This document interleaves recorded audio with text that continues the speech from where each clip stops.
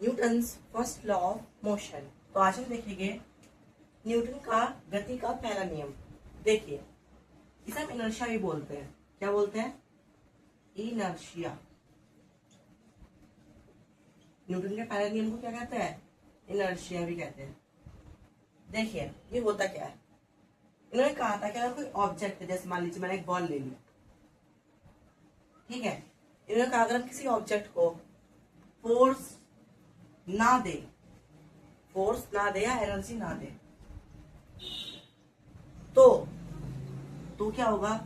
ना तो वो ऑब्जेक्ट चलेगा, और चलते हुए ऑब्जेक्ट ना तो वो रुकेगा। मतलब ऑब्जेक्ट ऐसे चल रहा है, ठीक है, अगर आप उसे कोई फोर्स या एनर्जी नहीं लगाओगे उस पर तो रुकेगा नहीं।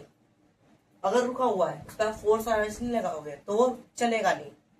यानी कि अपनी एनर्जी को नहीं बदलेगा। एनर्जी कितनी होती है मोशन में? Potential energy and kinetic energy. तो ये पोटेंशियल एनर्जी यानी कि स्थितिज ऊर्जा में रुका हुआ है तो चलेगा नहीं अगर फोर्स नहीं लगाओगे, ठीक है। इसे हम इनर्शिया ये बोलते हैं। इसका एक एग्जांपल देखते हैं। जैसे मान लीजिए आपने एक कंबल लिया, उसमें थोड़ी धूल डाल दी। जब आप कंबल को डंडे से या किसी लाठी से मारोगे, स्टिक से, तो कंबल तो आगे चला जाएगा, और जो उसमें धूल होगी वो क्या होगी? झड़ जाएगी, वहीं गिर जाएगी। कैसे? देखिए, जब आपने मारा उसे तो जो कंबल था वो आगे चला गया। क्यों? क्योंकि उसे क्या मिली? फोर्स मिली वहां पे। लेकिन इसके ऊपर धूल थी,